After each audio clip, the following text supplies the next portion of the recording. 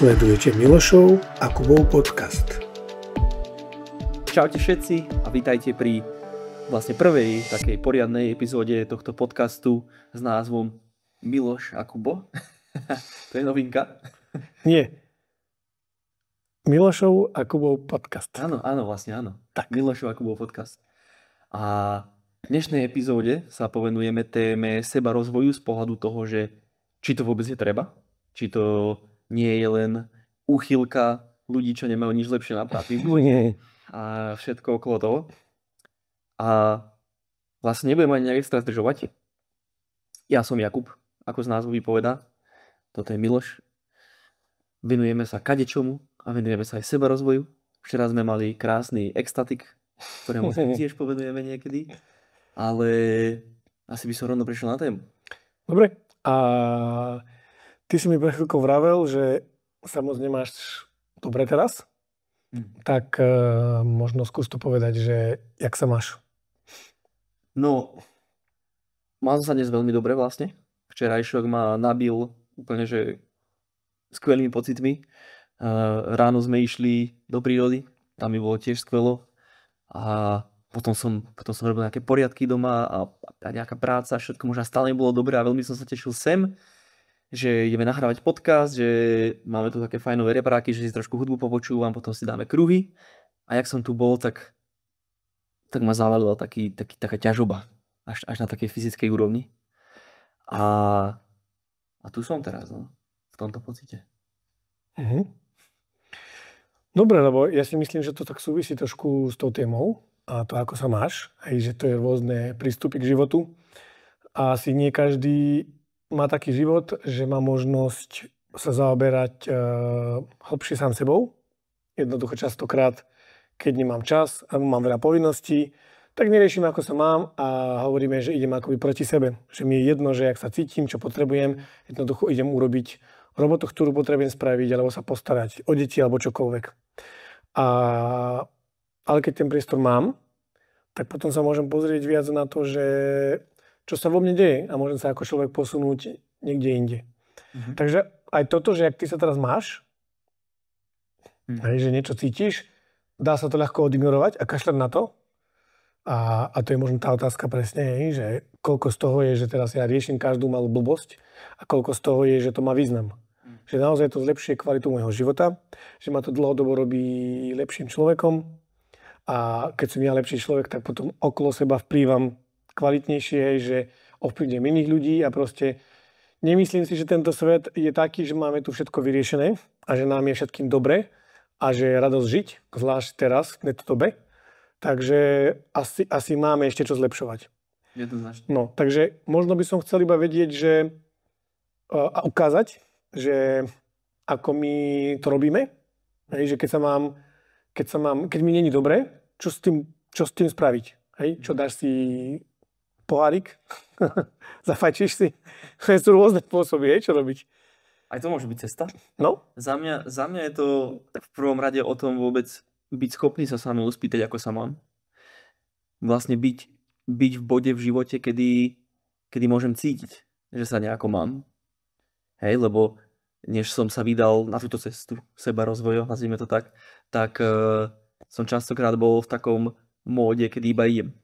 Hej, kedy mám robotu, kedy musím spraviť nejaké veci a tak ďalej a vlastne celá táto cesta, že vôbec teraz som tu a toto robíme, začala tým, že v nejakom bode som si uvedomil, že som smutný. Ty ten príbeh veľmi dobre poznáš. No. A uvedomil som si, že som smutný už roky.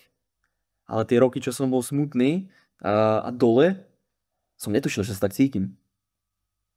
Hej? Nebol som schopný presne toto spraviť, že ako sa mám. A akékoľvek akcie vtedy, ktoré viedli možno k tomu, že som sa mal lepšie, alebo čo boli tiež len, že som nevedel. Hej? Čiže som si ulietával k rôznym. Aj ja som si nikdy nelietal možno nejakým extra nerestiam, u mňa to skôr bolo o takom, že viac cvičiť a viac byť sústredený na tú prácu a tak ďalej a stresovať sa v nejakých takýchto spôsoboch, ale bolo to v nevedomí. A to je vlastne to, čo mi príde, že tá sebarozvojová práca minimálne u nás je taká iba o tom proste, že vidieť, vedieť a na základe toho konať vedome. Aj keby si spravil napríklad to, že si zapálíš alebo čo. Hej, keď vieš, prečo to robíš, keď vieš, že teraz nie si schopný riešiť to nejako inak a proste potrebuješ pustiť tú páru takýmto spôsobom, poviem to tak OK. Pokiaľ to robíš tým, že vieš prečo.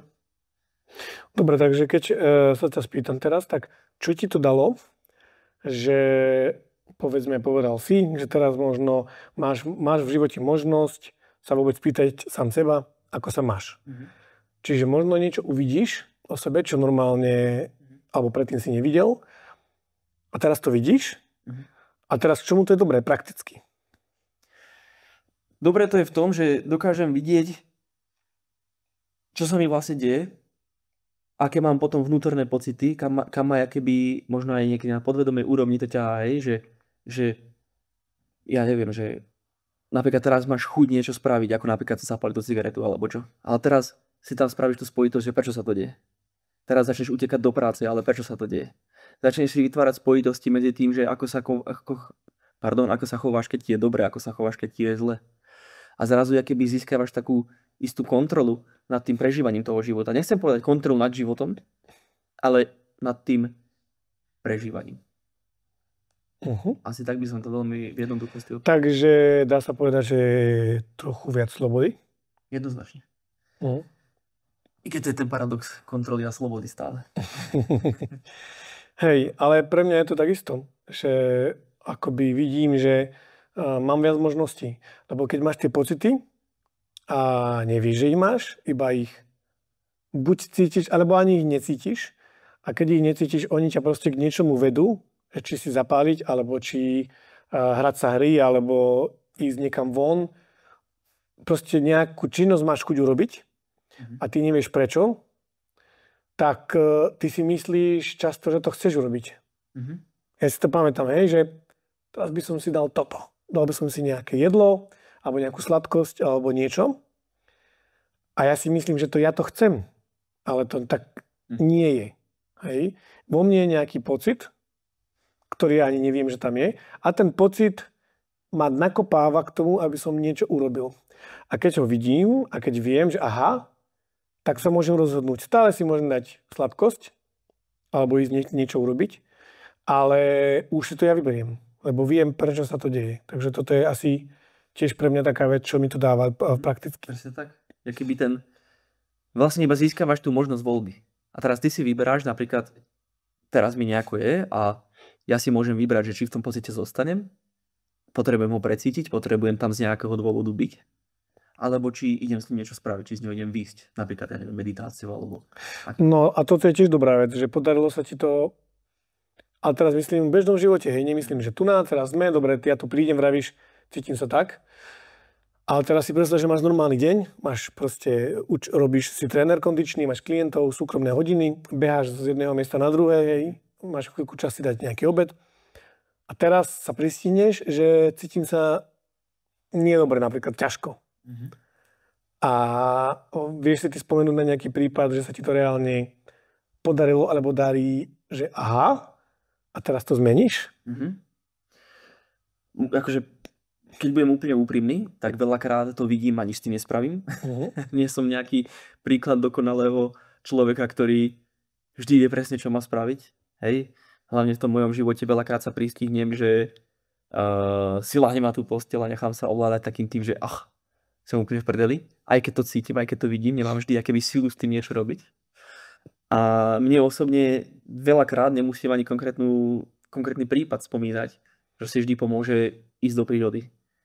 Keď sa takto cítim, keď je to čisto mentálne. Aj keď som smutný, aj keď som hociaký, nemusím ísť ani meditovať, nemusím ani robiť nič extra, iba sa proste zastaviť a byť v tom. Osobne teraz mne robí dobre byť v tých pocitoch. OK, a potom sa to teraz mení? Áno. Že fakt? V jednoduchosti sa to zmení v tom, že keď ten pocit iba som tam s ním a iba ho vlastne príjmem a vidím, tak sa zo mňa stratí chuť ho nemať. A to zlé je väčšinou chuť to nemať, alebo skôr taký ten pocit, taký ten, že takto sa nechcem cítiť, bože, je mi zle. A keď idem ako do tej prírody a som smutný a naozaj som v tom smútku a môžem sa dať meditáciu, nemusím. Môžem počúvať hudbu, nemusím. Môžem kresliť, nemusím. Môžem čokoľvek robiť, nemusím. Tak som tam s tým pocitom a potom som taký, že OK, tak som smutný. A vlastne čo? Dobre, super. To je super. To znie aj celkom užitočne, normálne. Nie? Že to není nejaká, ako by samoučelná blbosť. Myslím si, že áno. A tak by som z tohto vlastne premostil na to, že o čom vlastne je ten sebarozvoj. My máme nejakú predstavu o tom, čo je. Vo svete je nejaká predstava aj na Slovensku, aj v zahraničí, aj všade. A ja si myslím, že ten sebarozvoj je pre mňa o tom, že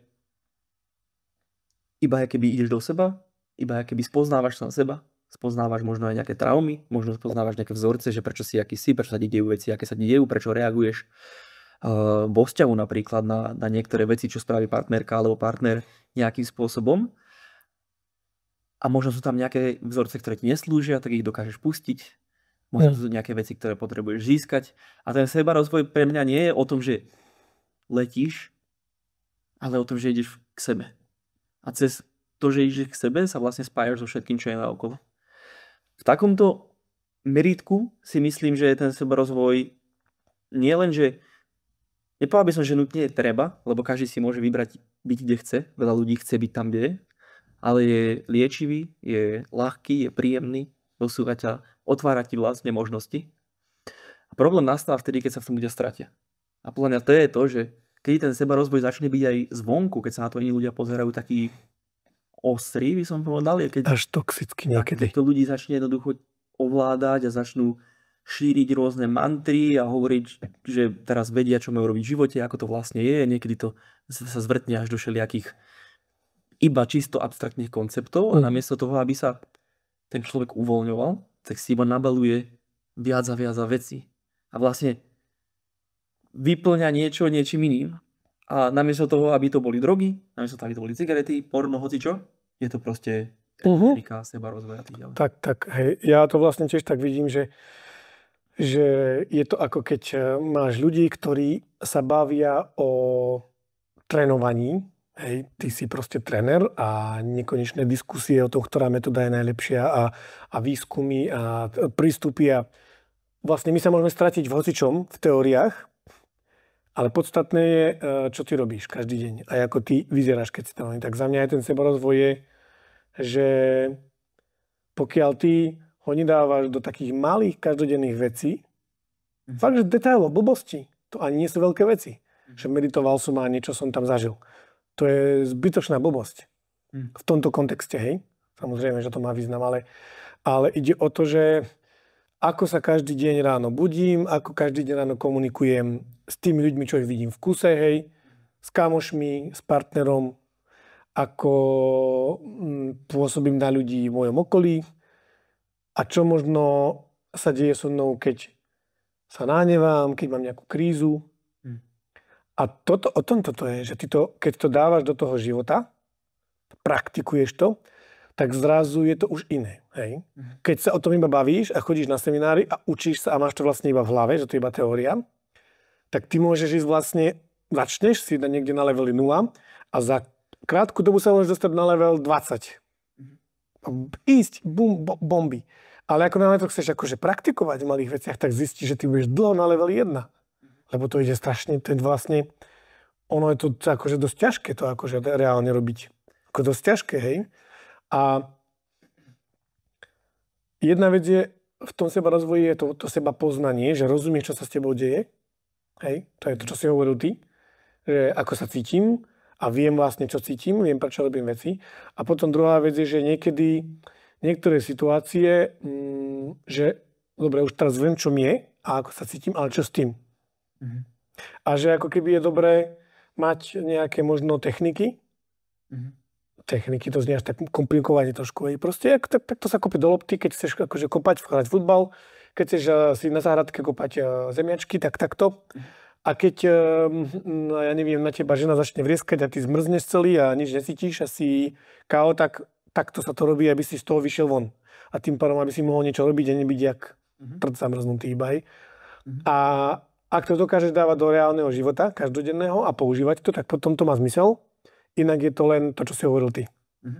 Presne tak. A vlastne ono to vie byť aj taká pasca. To je tak vlastne, čo si opisoval, keď si častokrát ľudia robia rôzne tie semináre a kurzy a metódy, že to vytvára takú falošnú predstavu toho, že si sa niekam posunul. Dobre, a poďme si o tom povedať konkrétne o nás, hej? Aby sme neboli všeobecní a nekecali len o tom, že čo si myslíme, ale možno povedať o našich skúsenostiach, hej? Lebo mal si ty vôbec takúto skúsenosť, že si bol mimo v tomto? Že si sa nejak úplne stratil? Akože v seba rozvoj? Áno, konkrétne tu. Tak, Lebo ty v tom nie si nejak asi dlho. tak je to už je to niekoľko rokov. Nie je to ale že ani desiatky rokov, ani 5 v podstate. A ja si myslím, že mám to šťastie, že som sa až tak v tom nestratil. Čisto z toho dôvodu, že chápeš, som to začal riešiť s tebou a s ľuďmi, ktorí boli o mnoho ďalej.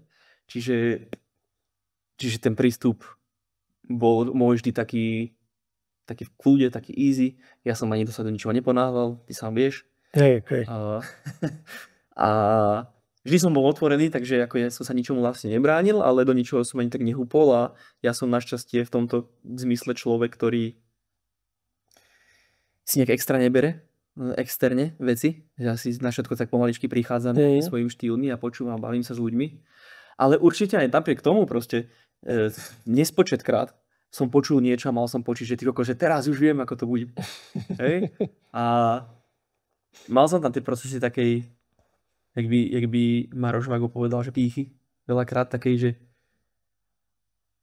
OK, toto vlastne, toto je to napríklad vo vzťahu som to mal každú chvíľu, že už som mal pocit, že viem, ako ten vzťah riešili sme sa. No, to je dobré. Vždy som mal pocit, že aha, už viem, čo sa deje. No a nevedel som. A takto som vedel, čo sa deje desiatky krát. Ne? A síce som sa niekam posúval, ale vlastne až keď som prijal to, že neviem, čo sa deje, až vlastne nebudem vedieť, čo sa deje, až je v poriadku, že neviem, čo sa deje, až vtedy sa to začalo vlastne nejakým spôsobom uvoľňovať. Ale myslím si, že na túto tému by si ty vedel viac povedať, lebo ty si začal v tomto viac. Dobre, ale som rád, že si to povedal, dobre si to povedal, ako tým, že som dlho s tebou vlastne, tak to viem a aj som rád, že ťa napadol ten vzťah, že to je veľmi dobrý. A ja som bol vždy taký človek, ktorý bol, že ma bavilo vedieť veci. Zvedavý. Hej, že som chcel vedieť. Pre mňa múdrosť je niečo, čo ma baví, je to niečo magické, fascinujúce, hej, priťahuje ma to, je to krásne niečo, hej. Jak Harry Potter, keď vôjde do nejakej tej komnaty a vieš, teraz tam lietajú tie knihy a tie vedomosti a tá mystéria toho mňa to proste fascinuje. Takže, jak si ty povedal, že ty si skôr tak ideš všetko, že znútra, že nie až tak moc zvonku, tak ja to tak nemám úplne. Ja som veľmi nasával všetky zvonku, hej, z kníh a z článkov a páčilo sa mi niečo a chcel som byť taký a taký. A ako mne sa to stalo? Že som sa dostal do toho, že vďaka tomu, že som sa učil veľa externe a čítal a rozumel a dávalo mi to zmysel a zažíval som tam tie veci, keď ti niekto niečo povie, vieš, že Ježiško neexistuje, to mama ti tam dáva a ty si taký, že to si píš, hej, že wow, to je ono. A teraz už vieš. Tento pocit, že zažiješ, že wow, že aha, jak som šiel, tak mi vytvoril presne ten falošný pocit, že ja viem. Že ja viem. A ja som niekde a časom sa to nazbieralo a naozaj som bol v tej pasci, že som si myslel, že viem a že som až viac, ale predsa ja som pokorný, obyčajný, hej, z dobrej rodiny, z kresťanskej, takže v podstate ja muzikant, hej. Takže, a toto sa skombinovalo a vzniklo z toho veľmi zaujímavá taká kombinácia, že vlastne sa tváriš pokorne, taká falošná pokora, hej, že ty akože nevieš, ale ty vnútri vlastne vieš, ty vlastne všetko súdiš, ty vlastne jasné, hej, to viem presne, čo je. Taká skrytá nejaká pokrútená pýcha v podstate. A samozrejme, čím si inteligentnejší, tak tým to vieš krútiť dlho a rôzne situácie si po svojom, no to je to takto, to preto, to hento, jasne chápem, že akoby ten život sa tak ľahko nerozbije. A čo lepšie ako partnerský vzťah. No, takže môj partnerský vzťah mi to tiež začalo ukazovať, že všetko, že vlastne tam som teda mohol začať aplikovať to, čo viem, hej. A to, ako aj ty, som zistil presne to isté. Hoď som teda to roky predtým načítaval a mal som toho veľa viac za sebou, tak som dopadol takisto, jak ty, že vlastne som zistil, že nič neviem. A trpel som často v jednotlivých prípadoch dovtedy, dokiaľ som si nepripustil, že hej, že proste ja neviem, Bože, pomôž mi, alebo že potrebujem pomoc, potrebujem sa na to inak pozrieť a vtedy sa veci poľavili väčšinou, hej. A hlavne krok 2, nie len, že neviem, ale že nie som taký cool, jak si myslím. Toto, že som taký cool, že možno aj ja by som mohol mať nejakú v sebe vec, čo sa mi zdá, že iba moja frajerka proste jej šibe a ona niečo stvára, hej, že je v obeti stále sa cíti bezmocne, že by som sa aj ja možno niekde cítil. Hej, a potom prišlo to, jak si povedal ty, že vlastne, ako sa ja vlastne mám? No. Takže keď človek to zažíva, rátam, že tento podcast budú pozerať alebo počúvať ľudia, ktorí už sú na nejakej ceste, alebo minimálne s ňou chcú začať, alebo ich to nejako láka, tak vlastne keď začnú mať pocit, že teraz začínajú prichádzať na veci, hej, že taký ten ako z toho von? No, mňa prvá vec napadá veľmi jednoduchá a najprirodzenejšia. Mať okolo seba iných ľudí. Že Bráňo mi spomínal, že hovoril Peťo Podlesný, ktorý sa venuje mužskému sebarozvoju už dlho. A on tam spomenul nejaký termín samorast. Je niečo, čo rastie samo, často sa pokrúti. A dalo by sa kadečo k tomu hovoriť a kadečo komplikované vymýšľať, ale ja si myslím, keď máš okolo seba priateľov, ktorí ti povedia, že si debil proste, že čo ti už šibe, a máš okolo seba komunitku ľudí, s ktorými máte dobre nastavené vzťahy, že viete si proste povedať pravdu, že viete si dať ako keby výzvu, že čo to robíš, tak to je za mňa najlepší spôsob, ako ísť dopredu. Hej. Keď tam máš veľa rôznych ľudí, rôzne hlavy, rôzne skúsenosti, oni ti povedia. Ja by som to nechal takto. Lebo to je aj vlastne, čo teraz máme my, ako žijeme my. A vďaka čomu si myslím, že to, čo robíme s chlapmi, o čom hovoríme, tak to aj žijeme a konfrontujeme sa vzájomne, hej, keď to tak není. Lebo sme to takto. Predtým, keď som bol sám, tak som si veľmi ľahko ulietal a veľmi ľahko som si myslel o sebe, čo. Teraz sa to tak nedá. Ja si myslím, že si povedal teraz veľmi kľúčovú vec, ktorú by som podčiarkol 10 krát. A to je to, že to, čo vravíme, žijeme. Že pokiaľ som vo fáze sebarozvoja, kedy sa prichytím pri tom, že síce niečo vravím, učím sa a tak ďalej, ale nie som to schopný nejakým spôsobom praktizovať v svojom živote, tak vtedy by som veľmi spochybňoval, že čo to vlastne je, čo hlásam sám pred sebou. Hej? Že je keby byť grounded, teraz uzemnený. Vo všetkom tom prežívaní, vo všetkých tých veciach, vlastne to ti robia aj tí ľudia v tvojom živote, že sú takým testom, hej? Že hlásaš takéto veci, robíš podcast, robíš retreaty a tak ďalej, ale doma si trd. Tak potom kto si? To je podľa mňa. No rozmýšľame ešte, že máme ešte málo už času dokonca, že či dáme ešte tú otázku, že či to je iba pre tých, čo majú čo robiť. Aj keď sme už povedali, že aký to má význam a tak ďalej, ale že vlastne pre koho to je. A mňa tam napadá jedine Maslowová pyramída, čo je nejaký koncept nejakých ľudských potrieb. Na začiatku, na spodku tej pyramídy sú iba také tie základné ľudské potreby, ako je jedlo, ošatenie, teplo a tak ďalej. A pokiaľ tie potreby nemáme naplnené, tak nás nič iné nezaujíma. Ja mám jedného blízkeho priateľa, ktorý bol vysoko v tej pyramíde a teraz vďak sa mu podarilo nejako hrou života padnúť úplne dole. A som sa s ním bavil 2 dní dozadu a on mi presne vravil, že proste ho teraz zaujíma, aby mal proste teplo, aby sa mal kde nájsť, aby mal posteľ. A v tomto bude ti jedno, že kto ti dá párky, aby si ho volil. Fakt. Pre teba to nejaký pojem krajiny neexistuje, lebo ty riešiš, že čo budeš jesť a kde budeš spať večer. A v tomto bode není krajina, nie sú hranice, ty tam proste nie si. No a táto pyramída má viacero tých levelov a vlastne keď už máš tieto potreby totálne naplnené a vôbec sa o ne nemusíš starať, to znamená, tieto problémy si vyriešil, tak sa to akoby zamkne a automaticky sa ocítiš v tej vyššej rovine, kde máš akoby nový druh problémov. Hej. Takže asi toto, ja to beriem, že nie je pre ľudí, ktorí nejako idú si tým životom inou cestou, že to nejak idú tak intuitívne a vedie ich ten život sám a vôbec o tom nepremýšľajú a neriešia.